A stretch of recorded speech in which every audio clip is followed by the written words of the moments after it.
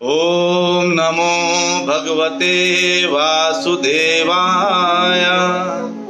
ओम नमो भगवते वासुदेवाय। ओम नमो भगवते वासुदेवाय।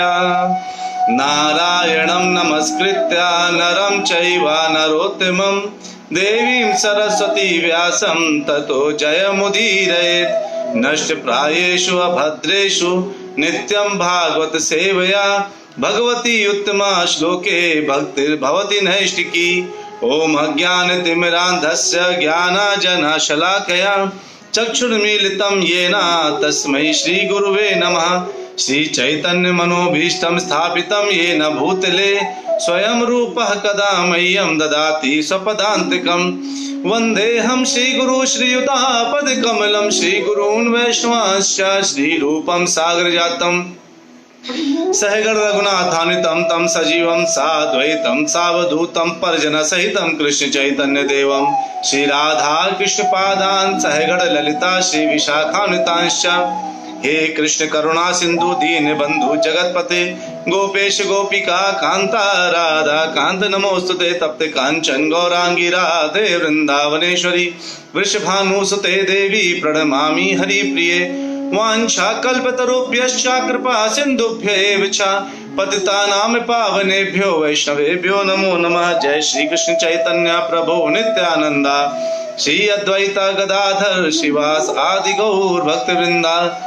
हरे कृष्णा कृष्ण कृष्णा हरे हरे हरे राम राम राम हरे हरे।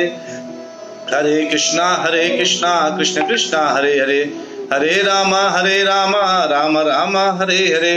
हरे कृष्णा कृष्ण कृष्णा हरे हरे हरे राम राम राम हरे हरे।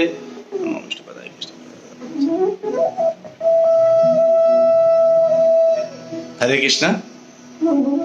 आप सभी प्यारे प्यारे भक्तजनों का नित्य भागवत कथा में बहुत बहुत स्वागत है। हम आज बड़े महत्वपूर्ण विषय में चर्चा करने वाले हैं और जो चर्चा का विषय है वो क्या है? चर्चा का विषय है कि क्या कितने मनवंतर होते हैं, क्या कल्प के अंत में सब कुछ नष्ट हो जाता है, क्या मनवंतर के अंत में सब कुछ नष्ट हो जाता है, ब्रह्मा जी का एक दिन कितना बड़ा होता है, और उस एक दिन में क्या क्या होता है, भगवान कब आते हैं, कौन से मनवंतर में आते हैं, और जो है ये चतुर्युग क्या है, ये सब आज हम लोग समझेंगे। तो आज बहुत महत्वपूर्ण विषय में चर्चा होनी है, इसलिए ध्यान से सुनते रहिएगा। तो आज जो चर्चा है वो भागवतम के 2.7.11 और 2.7.12 ये दोनों पर होगी। तो हम लोग 2.7.11 पे आते हैं। सत्रे ममास भगवान हय शीर शाथो साक्षात् स यज्ञ पुरुषस्तपनीय वर्णः छंदोमयो मखमयोखिल देवतात्मा वाचो बभूवरुषति श्वसतोऽस्यनस्तः। कहते हैं ब्रह्मा जी मेरे यानी मैं ब्रह्मा हूँ, मेरे द्वारा संपन्न किए गए यज्ञ में फिर भगवान किस अवतार में आए? है गिरि अवतार में के रूप में प्रकट हुए। भगवान अलग अलग अवतारों के रूप में जो प्रकट होते हैं, ब्रह्मा जी उनका एक छायांश बता रहे हैं। और आज हम जिन विषयों में चर्चा करने जा रहे हैं बहुत महत्वपूर्ण विषय हैं। तो मैं देखा हूँ अभी और भी लोग आ गए हैं, तो मैं बताना चाहता हूँ आज हम जो चर्चा करेंगे वो मनवंतर के ऊपर चर्चा करेंगे, यानी कितने मनवंतर हैं और भगवान और ब्रह्मा जी के एक मनवंतर में एक दिन में कितने मनवंतर होते हैं, और बहुत गहराई तक बातें करेंगे, इसलिए ध्यान से सुनना है। कहते हैं वे साक्षात भगवान क्या है ग्रीव के रूप में अवतार हुए जब ब्रह्मा जी ने यज्ञ किया। और कहते हैं वे साक्षात यज्ञ हैं, उनके शरीर का रंग सुनहला है और वे साक्षात वेद भी हैं। भगवान का रंग कैसा लग रहा था? ब्रह्मा जी को सुनहला रंग दिख रहा था जब उन्होंने यज्ञ किया। हयग्रीव के रूप में अवतार है और वे साक्षात वेद हैं, भगवान ही साक्षात वेद हैं। और भगवान भगवत गीता में भी इस चीज को बोलते हैं कि मैं ही वेद हूँ और वेदों में जानने वाला व्यक्ति भी मैं ही हूँ, जानने के योग्य अगर कुछ है तो वो मैं हूँ। तो और कहते हैं और समस्त देवताओं के परमात्मा हैं।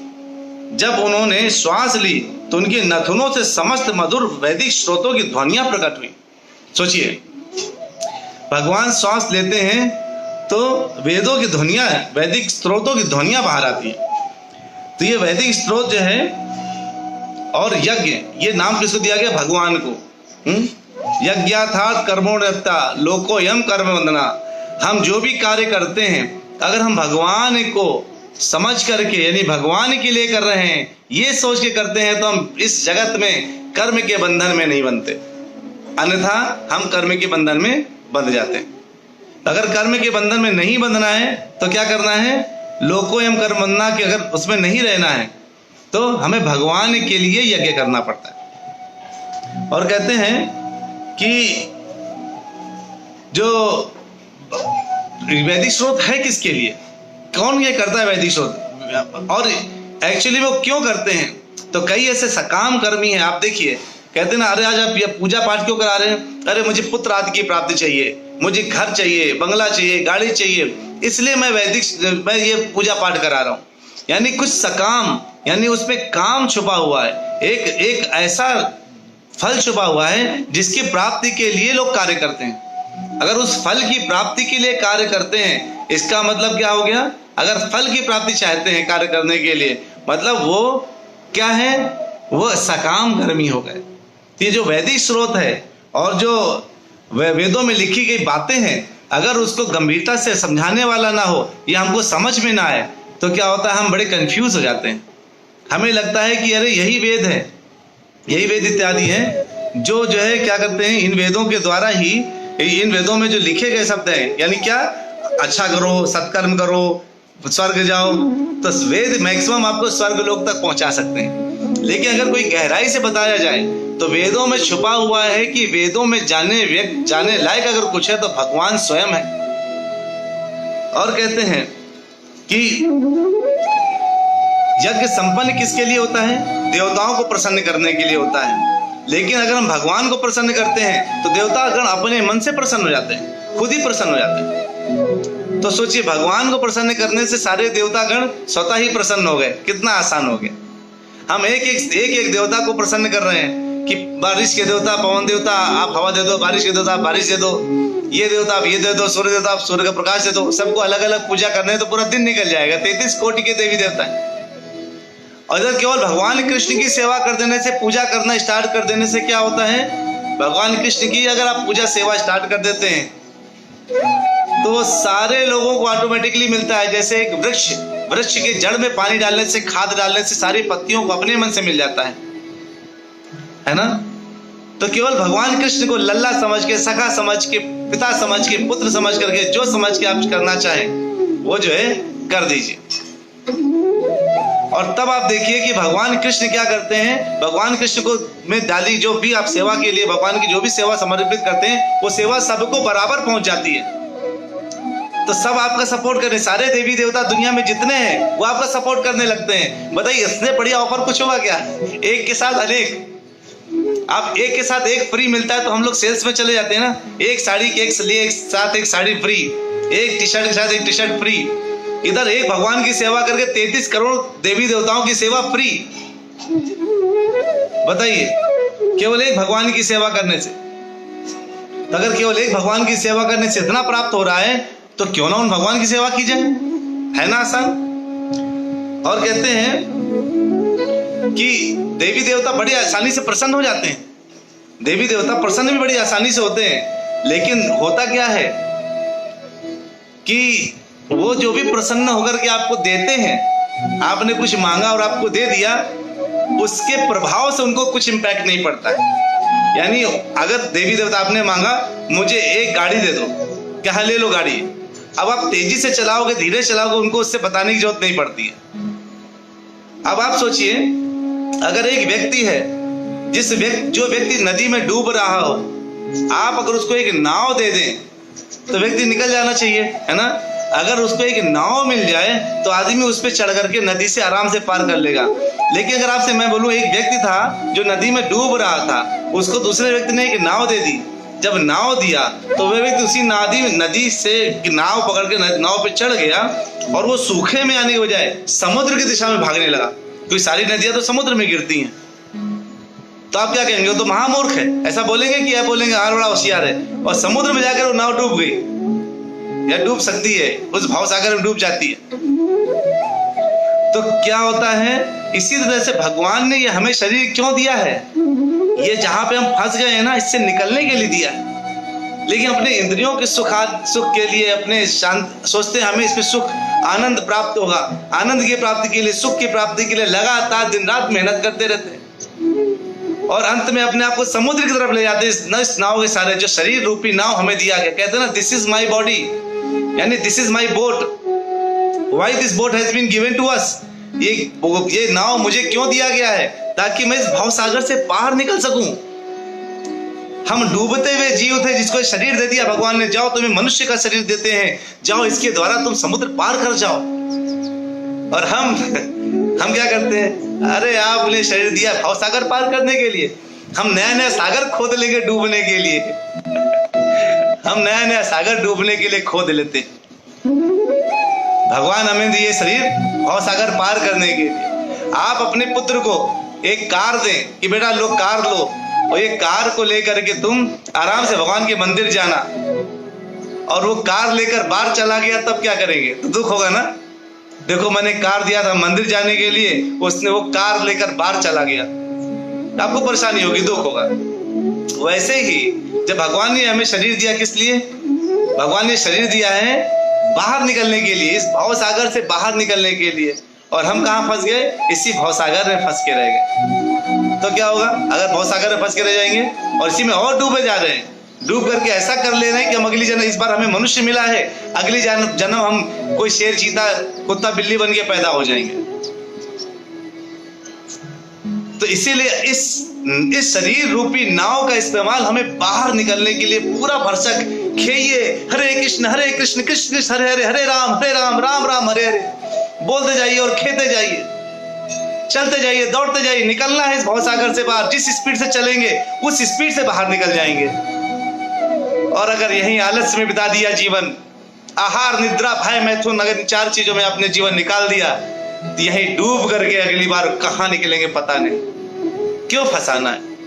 इतना बढ़िया सुनहरा मौका है, इतना आनंदमय समय है, इतना बढ़िया दिमाग है, जिह्वा है, बोलने के लिए कंठ दिया है भगवान ने, चलने के लिए पैर दिया, मंदिर जाने के लिए, देखने के लिए शास्त्रों को देखने के लिए आंखें दी हैं, गुरु को देखने के लिए, भगवान को देखने के लिए आंखें दी हैं, सुनने के लिए कान दिए, चखने के लिए जिह्वा दिए, भगवान का प्रसाद खाने के लिए। क्यों बर्बाद करें इस जीवन को?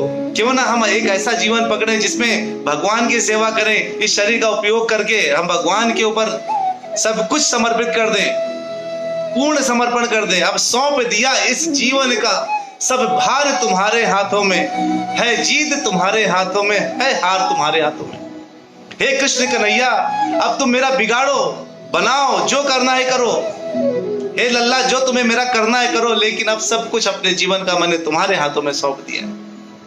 ये भाव अंदर से लेकर के आना है और इस तरह से करके भगवान की सेवा में लग जाना है। अगले श्लोक में, जिसमें मैं मनवंतर के बारे में बताऊंगा, भगवान ब्रह्मा जी क्या कहते हैं? मत्स्यो युगांत समये मनुनोपलब्धः क्षोणी मयो निखिल जीवनिकाय केतः मिश्रस्य तानुरुभये सलिले मुखान में आदाय तत्र विजहार भेद मार्गान। जब कल्प के अंत में भावी वैवस्वत मनु, अब देखिए क्या बता रहे हैं, भावी मतलब भविष्य में आने वाले जो मनु हैं। ब्रह्मा जी के एक दिन में कितने मनवंतर होते हैं? कौन बताएगा? जल्दी से मैसेज लिखो। एक दिन में कितने मनवंतर? जल्दी जल्दी फास्ट।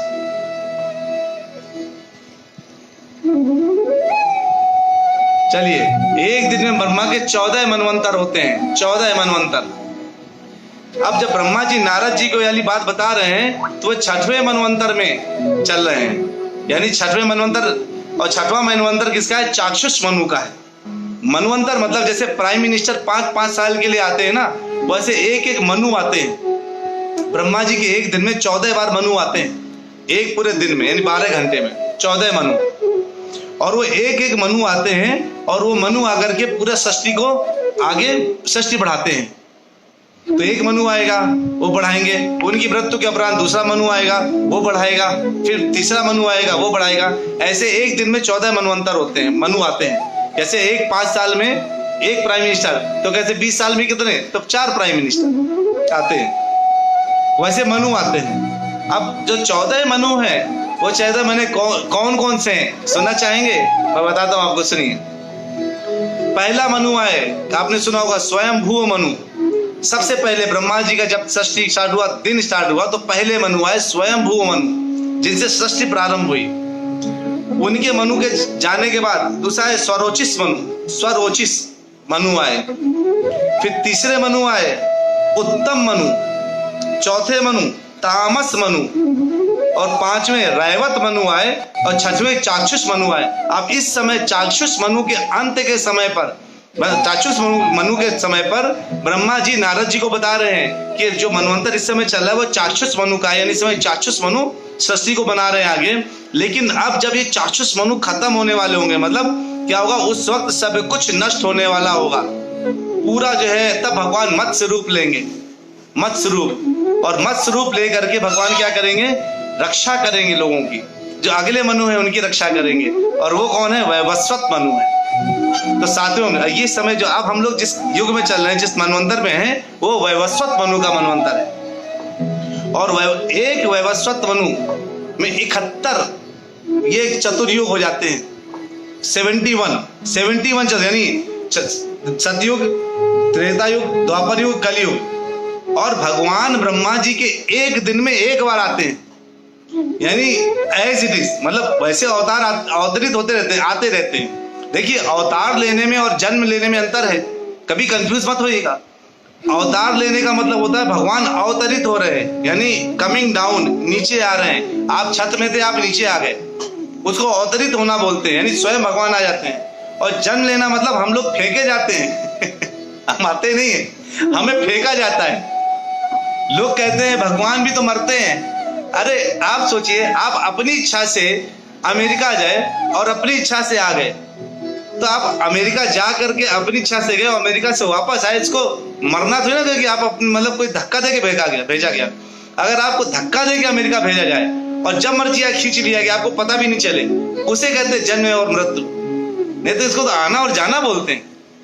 भगवान अवतरित लेते हैं, अवतार लेते हैं और अपनी इच्छा अनुसार चले जाते हैं। अरे अभी पृथ्वी में जाने का मैंने, चलो चलते पृथ्वी में, हाँ इतने दिन रुकेंगे, मैं वापस आ जाऊंगा, भाई 2 दिन का ट्रिप है मेरा, कुछ सालों का ट्रिप है, ट्रिप लगा के वापस आना है अपने गोलोक में।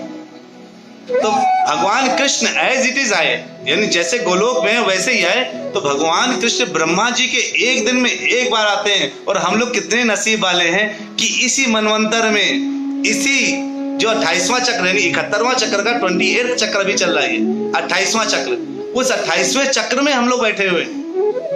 और इसी चक्र में भगवान भी आए थे, यानी जस्ट 5000 साल पहले आए थे। कितने नसीब वाले हम लोग, सोचिए।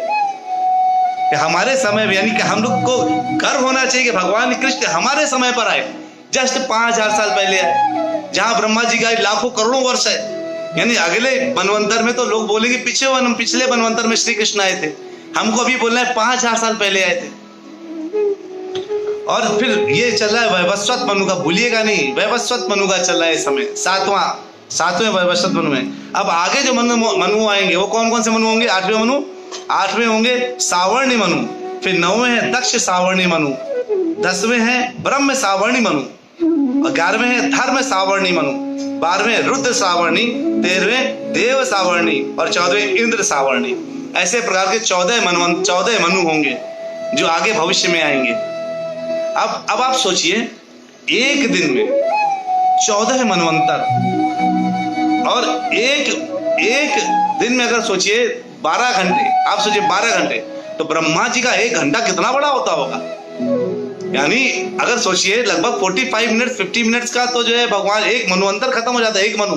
और एक मनु का जो टाइम पीरियड है वो है 71 बार चतुर्युग घूम जाए, यानी सतयुग निकल गया, त्रेता निकल गया, द्वापर निकल गया, कलयुग निकल गया, ऐसे ये 71 निकल जाते हैं। और सोचिए जो कलयुग है वो 4,32,000 साल का है, इसको डबल कर दीजिए 8,64,000, ये है द्वापर, उसको फिर डबल कर दीजिए, बस उसमें जोड़ दीजिए आगे।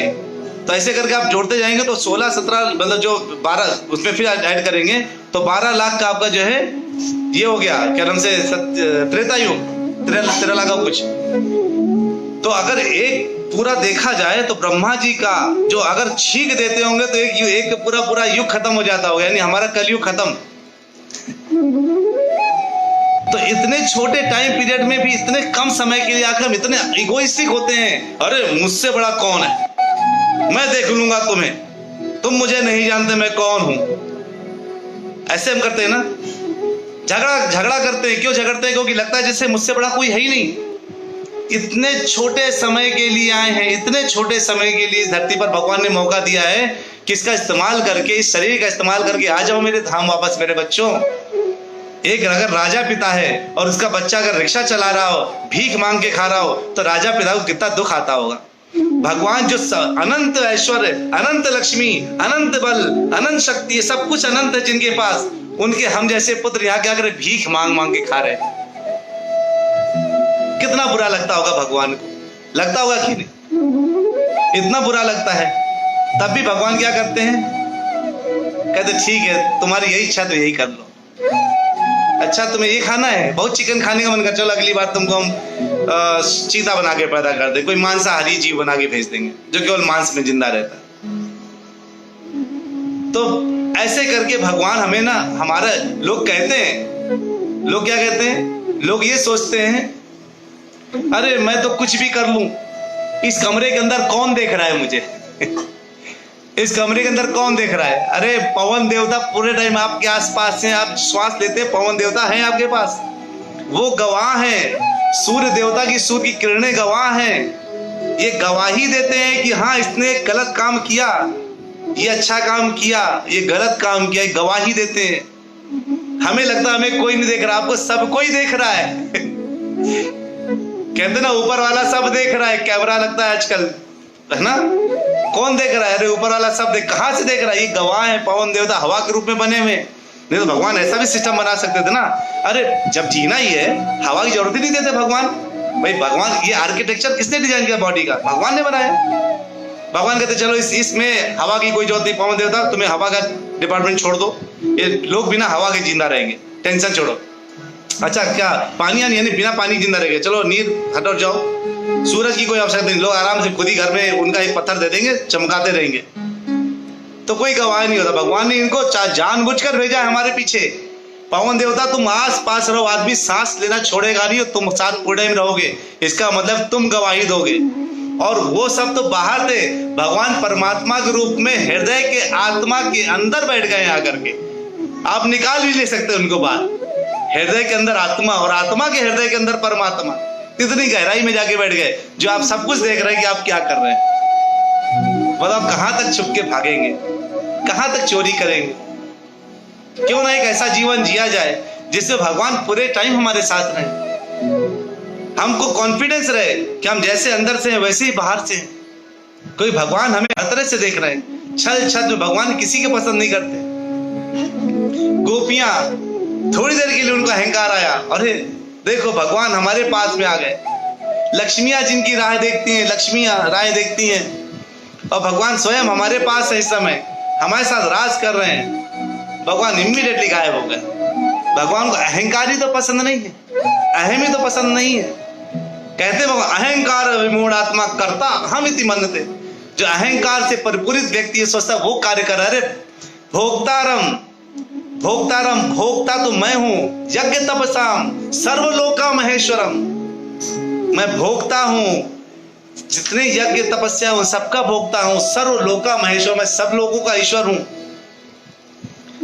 ये भगवान कहते हैं। सुहृदम, जो भगवान सब लोग जानते हैं कि सुहृद यानी भगवान सबके लिए, जितने लोग हैं सबके लिए क्या है, सुहृद है। जो ये ज्ञात्वा माम, जो मुझे जानता है वो क्या है, वो हमेशा शांति में रिक्षते, शांति में रहता है।